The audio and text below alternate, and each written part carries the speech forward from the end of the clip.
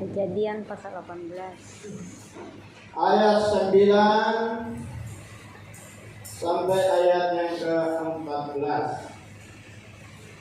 Bapak Ibu bisa baca satu perikop ini sampai selesai. Ceritanya ini luar biasa. Nah, saya baca secara perlahan-lahan buat kita sekalian. Demikian firman Tuhan. Kejadian 18 mulai ayat 9. Lalu kata mereka kepadanya, di manakah Sarah? Saya ulangi. Lalu kata mereka kepadanya, di manakah Sarah istrimu? Jawabnya, di sana di dalam kemah.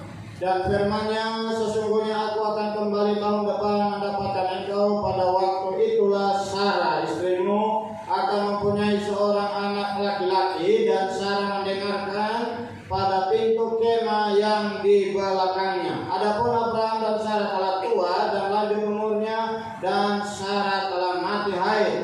Jadi tertawalah Sarah dalam hatinya, katanya, akan birahi ke aku setelah aku sudah layu, sedangkan Tuhanku sudah tua. Lalu berfirmanlah Tuhan kepada Abraham, kenapakah Sarah tertawa dan berkata, sungguh aku akan melahirkan anak sedangkan aku telah tua? Adakah sesuatu apapun yang mustahil untuk Tuhan? Pada waktu yang telah ditetapkan itu, tahun depan aku akan kembali mendapatkan engkau. Pada waktu itulah Sarah mempunyai seorang anak laki-laki. Puji Tuhan. Nah, di dalam pembacaan kita ini bagaimana Tuhan mengunjungi Abraham dan memberikan penubuhan keturunan kepadanya. Janji itu sudah disampaikan jauh sebelumnya, bahkan di pasal 12 itu kita bisa baca itu Tuhan sudah berjanji kepada Abraham bahwa Abraham akan diberkati menjadi bapa banyak bangsa, tetapi tunggu tidak ada tanda-tanda.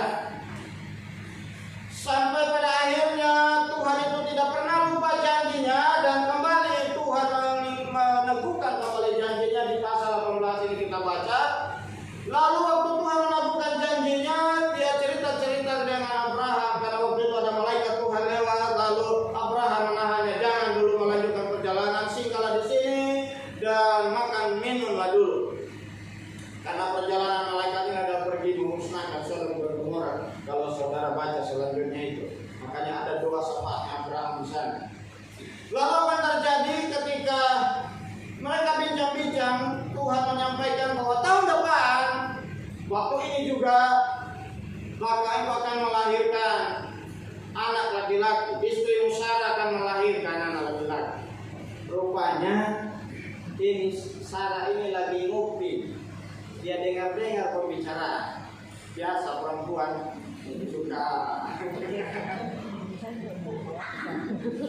suka tidak mau ketinggalan berita. Semua sama. Jadi ketika suami lagi cerita-cerita, dia pasang telinga. Wah, waktu dia dengar, dia bilang tahun depan kamu lahir. Waduh, dia rasa geli, dia tertawa. Persoalannya sudah tidak mungkin. Ingat, di saat yang tidak mungkin itulah Tuhan bekerja. Amin. Haleluya. Makanya waktu dia tertawa, langsung malaikat Tuhan bilang, kenapa ya Sarah tertawa? Di mana anda lagi? Tuhan tidak bisa ditipu. Amin. Suami boleh ditipu, kita boleh. Bisa ditipu, istri bisa ditipu, orang tua bisa ditipu, pendeta juga bisa ditipu, tetapi Tuhan tidak bisa ditipu. Amin. Haleluya. Jadi perhatikan waktu Abraham, waktu Sarah menyangkal, dia bilang tidak, aku memang tertawa. Haleluya. Makanya keluarlah firman ini, adakah sesuatu apapun yang mustahil untuk Tuhan? Jawabannya adalah tidak. Nah, waktu saya baca ini saudara jawab tidak. Nah, adakah sesuatu apapun yang mustahil untuk Tuhan? Tidak. Adakah sesuatu apapun yang mustahil untuk Tuhan? Tidak. Tidak ada yang mustahil untuk Tuhan. Amen. Dia sanggup melakukan. Amin. Apa yang tidak mungkin menjadi mungkin. Amin. Jadi kalau saat ini sudah bertahun-tahun menjadi orang Kristen lalu tidak mempercayai Tuhan yang Maha Kuasa, itu memang keterlaluan. Ada masalah pikiran sudah kemana-mana, dia cari orang pintar yang tidak sekolah. Nah, itu maksudnya dukun itu. Iya. Sekolahnya. Ya, saya juga dulu pernah jadi dukun. Sama-sama bilang dulu. Saya sendiri dukun saya. Jadi kalau ada orang mau minta tolong, saya ambil aja, saya baca lain. Bismillah, besok itu ada sisa 5 besok.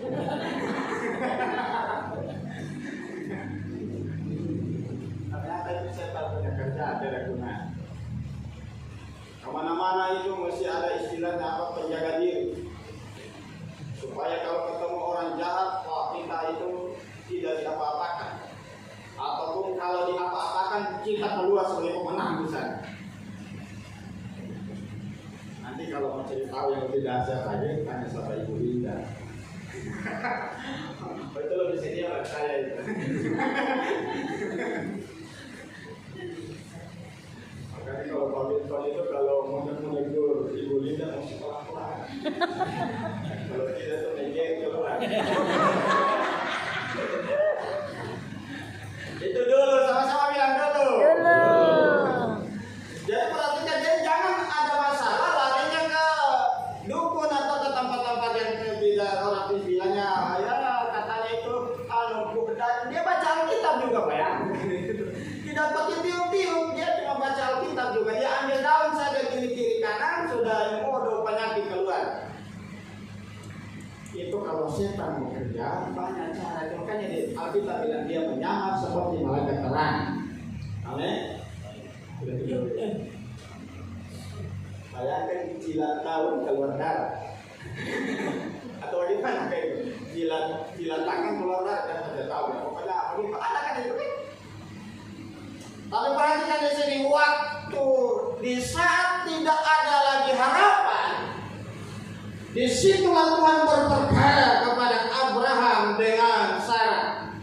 Karena waktu perjalanan janji Tuhan itu mereka lewati hari demi hari, tahun demi tahun, 25 tahun. So tidak ada harapan, so tua sekali di Abraham, so tua sekali ini Sarah, sudah opa dengan oma.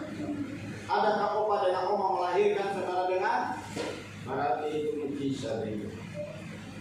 Jadi masuk di ekor muri, dibaca di YouTube pasti ada. Nah, jadi apa yang kita pelajari sini? Kalau kita menyadari kalau Tuhan yang kita sembah itu Tuhan yang Maha Kuasa, termasuk juga waktu dia menemui Maria waktu Yesus lahir ke dunia di dalam Lukas 1:37 bilang begini, sebab bagi Allah tidak ada yang mustahil. Amin. Tidak ada yang mustahil bagi Allah. Menyadari hal itu bahwa Tuhan yang kita sembah adalah Tuhan yang Maha Kuasa, sesungguhnya tidak ada yang mustahil bagi Dia. Maka hal yang pertama yang kita harus lakukan adalah jangan batasi Tuhan dengan fakta yang ada di depan mata kita. Karena kalau kita lihat faktanya seperti Abraham dan Sarah, mereka itu rasa untuk Sarah dengar itu dia rasa geli. Masa iya? Dia rasa lucu waktu Tuhan katakan dia akan mendapatkan keturunan, dia rasa lucu, bayangkan dia tertawakan Tuhan yang ngomong. Tuhan saja ditertawakan, apalagi kalau cuma bayi tua yang ngomong saya itu. Sarah, tenang saja. Tahun depan kamu akan melahirkan anak yang dijanjikan Tuhan. Oh, itu bukan dalam hati lagi itu. Pasti keras dan langsung barangkali marah juga. Tetapi perhatikan di sini waktu di saat manusia tidak bisa bikin apa-apa, disitulah Tuhan melakukan perkara ini. Makanya jangan batasi kuasa Tuhan dengan fakta yang ada. Karena fakta itu membuat kita tawar hati. Sudah doa lama, kok ini penyakit belum sembuh-sembuh. Apakah penyakit dengan tidak sembuh-sembuh itu lalu itu menyalahkan Tuhan? Itu tidak boleh terjadi. Apakah penyakit tidak sembuh-sembuh itu lalu kita berpikir bahwa saya sudah kena kutuk dari Tuhan? Kan tidak. Paulus juga pernah itu penyakitnya tidak sembuh-sembuh. Rasul Paulus, kamu hebat mana sama Rasul Paulus? Paulus bilang begini dalam doa, Tuhan kalau boleh jauhkan atau lalukan dulu Itu yang diminta itu supaya penyakit itu. Para penafsir juga mengatakan bahwa penyakitnya itu adalah penyakit mata. Di saat dia berjumpa dengan Tuhan melihat cahaya yang sangat gemilang, lalu disitulah matanya sakit sampai dia sempat buta kan? Lalu Ananias mendoakan dia sembuh kembali seperti ada selaput yang ditutup dari matanya dan dia melihat kembali. Tapi berjalannya waktu, para penafsir bilang begini bahwa sebenarnya di matanya itu mengalami kelemahan sedikit-sedikit air, sedikit-sedikit ada dari mata. Bayangkan rasul ada dari matanya kalau dia melayani. Ya mungkin seperti lalu dia merasa risih juga dengan Tuhan kalau boleh bumi dalam dagingan. Kenapa penafsir bisa berani menafsirkan itu? Karena begini, dia tulis surat, itu tulisan itu hurufnya besar semua. Baca ya. Ada tuh dia mengatakan, aku telah meletakkan surat itu dengan huruf yang besar-besar. Masa kamu lagi tidak kamu perhatikan itu? Artinya saya sudah lihat bagaimana ada pendeta yang melepaskan di kota atau penata di sini. Itu dia sakit gula. Lalu memang mengingatkan dari kami. Kalau dia punya catatan kota, dia kasih dia untuk kertas sampai setengah sama-sama di Kebetulan di Jakarta itu dia melayani. Itu tulisannya besar sekali gitu. Betul-betul besar pakai spidol. Jadi supaya dia bisa baca dengan bagus dan terang. Jadi kemungkinan penyakitnya Paulus itu. Itu tafsiran tapi ada ayat yang mendukung. Saudara kalau menafsirkan yang lain, mungkin ada saudara baca buku yang lain, mungkin tafsiran yang lebih berbeda. Tidak apa, selama itu tidak menyesatkan, boleh saja. Tapi kalau sudah menyesatkan, jangan dipercaya. Haleluya. Jadi kita lihat di sini bagaimana kita dalam hidup kita pengiringan Tuhan. Mungkin masalah itu ada terus, tidak pernah henti-hentinya, selalu ada. Tetapi tetap kita punya iman bahwa Tuhan yang kita sembah adalah Tuhan yang melakukan segala perkara.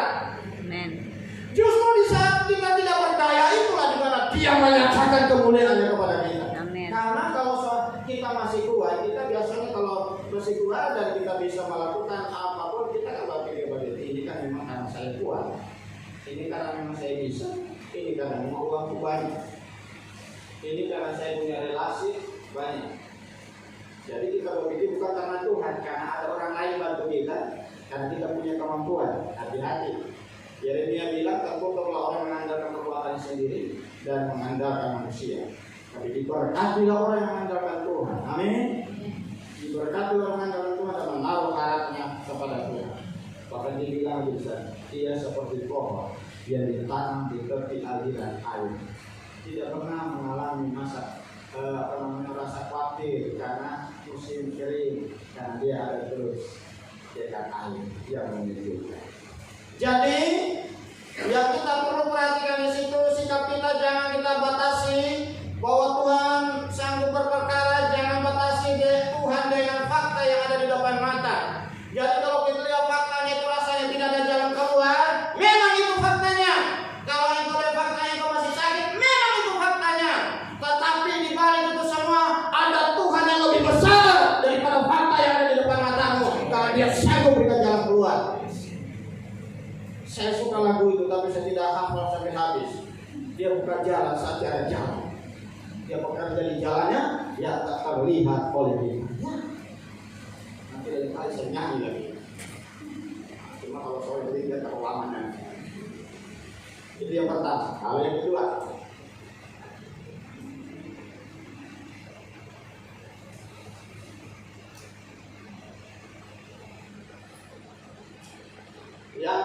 kita sama-sama lihat di dalam Perjanjian Baru.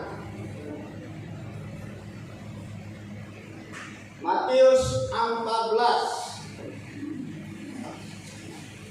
ayat 27 sampai 30. Kisah Petrus jalan di atas air.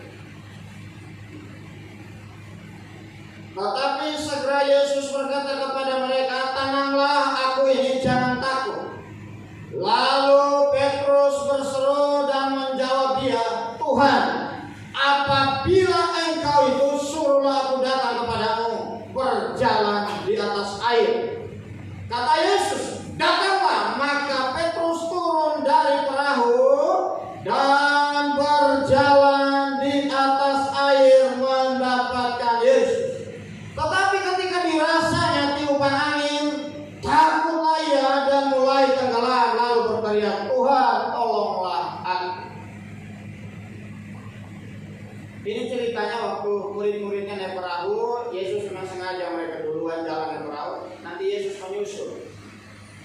Yesus menyusul itu dia jalan di atas air. Dalam keadaan perahu mereka ini diombang-ambingkan oleh ombak dan mereka sudah pada panik mau tenggelam. Bayangkan mereka ini semuanya jago di air, di danau atau di laut, tapi waktu ombak datang dia jago bagaimanapun hilang jago, tenggelam. Lalu waktu dalam keadaan panik itu tiba-tiba Yesus muncul jalan di atas air. Saat mereka takut menghadapi ombak ini mau tenggelam, lalu lihat Yesus lagi, maka tambah takutlah mereka. Takutnya apa? Pikirnya itu hantu laut ya kan? Ada yang percaya itu hantu laut? Oh, ini siapa yang kenal air? Oh, di sini jadi di laut. Sekarang sudah di darat, sudah di laut. Jadi biasa kalau laut ini, namun sudah hantu laut. Jadi bayangkan waktu lihat, oh semakin takut lagi mereka. Oh teriak-teriak. Lalu Yesus bilang begini, tenanglah. Aku ini jangan takut. Dari sekian banyak murid, Petrus yang tangkap itu suara. Amin. Waktu Petrus tangkap itu suara, lalu dia kalau memang engkau itu Tuhan, suruh juga tidak akan berjalan sama engkau. Hebat tidak? Lalu Alkitab bilang, Yesus berkata, dan waktu Petrus datang, karena dia tahu siapa yang ngomong itu. Ini Petrus itu termasuk rasul atau kepala batu. Pernah nyangka, tetapi dia saking seringnya dia mungkin ditegur, gimana Pak Yesus itu apa, orang siapa? Lalu dia bilang, kalau memang engkau itu suruh enggak. Lalu dia suruh dari jalan terang. Makanya dia enggak ya. Kita bilang dia jalan di atas air. Saat ini, ketika engkau sudah melihat mujizat Tuhan, engkau sudah berjalan bersama dengan Tuhan, ingat tantangan itu tidak sedikit, masih banyak tantangan. Sama halnya dengan Petrus, ketika dia sudah jalan di atas air dan itu suatu kebanggaan tersendiri melawan hukum alam yang mestinya tenggelam, tetapi Yesus Petrus bisa lakukan itu karena ada Tuhan yang panggil dia. Dan waktu dia sudah jalan, Alkitab berkata begini, ketika dirasa, sama-sama bilang, ketika dirasa. Ketika dia rasanya. Ini persoalan sih.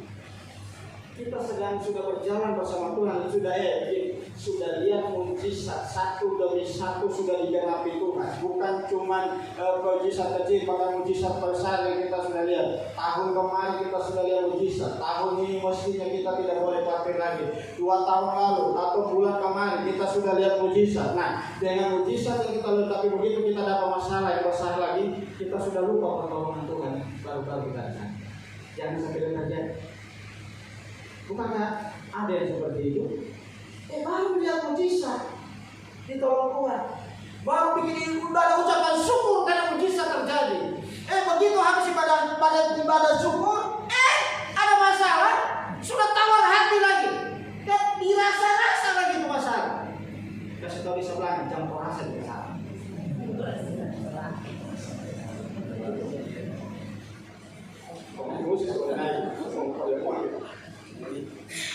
Jadi poin yang saya ambil di sini adalah waktu ada masalah tetap fokus sama Tuhan Yesus. Amin. Sama-sama bilang fokus sama Tuhan Yesus. Fokus sama Tuhan Yesus.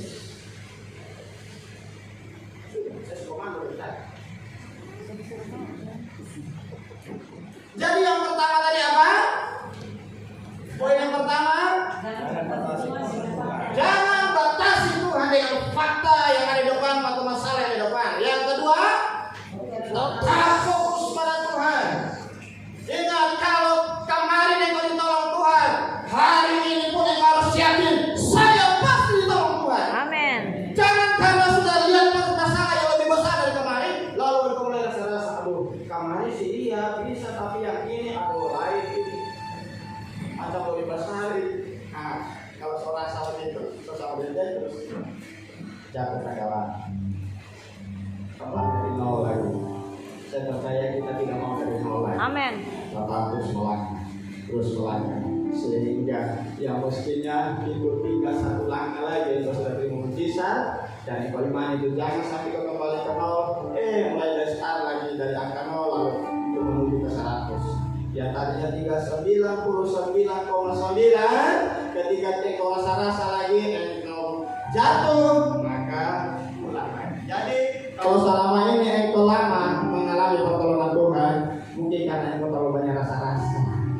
Haleluya. Mari perjamuan kita sama-sama masuk dalam persekutuan dari tubuh dan darah, kita berdoa buat perjamuan. Mari cepat-cepat perjamuan. Haleluya. Puji Tuhan. Orang sedikit meja jasa. Haleluya. Siapkan hati kita saat ini untuk terima perjamuan. Bapa, saat ini kami sudah dengar firman-Mu, kami percaya bahwa Tuhan yang kami sembah, Tuhan yang berkuasa. Sesungguhnya tidak ada yang mustahil bagi Tuhan. Apapun pergumulan persoalan kami percaya ada solusi di dalam Tuhan, ada jalan keluar di dalam Tuhan. Jangan karena fakta yang ada di depan mata kami lalu kami mengecilkan kuasa Tuhan. Jangan sampai karena masalah yang ada lalu kami tidak fokus lagi kepada. Tapi hari ini kami boleh belajar firman-Mu. Sesungguhnya Tuhan yang kami sembah, Tuhan sanggup melakukan segala perkara untuk Tuhan. Iman kami, kuatkan iman kami ya Tuhan, supaya kami tidak terpengaruh dengan fakta yang ada di depan kami, dan kami tidak melihat betapa besarnya masalah yang ada di kiri kanan kami, tapi kami tetap fokus kepada Tuhan. Terima kasih Bapak. Ini kami Tuhan, kami persiapkan hidup kami, hati kami masuk dalam persekutuan dengan tubuh dan darah. Berarti kami pelayan-pelayan, layakkan kami semua menerimanya. Di dalam nama Tuhan Yesus kami berdoa buat roti dan ampuni. Berkati kuduskan ubah kami menjadi tubuh dan darah. Dalam nama Tuhan Yesus. Haleluya. Amin. Sampai kita dilayani, kita akan berdoa.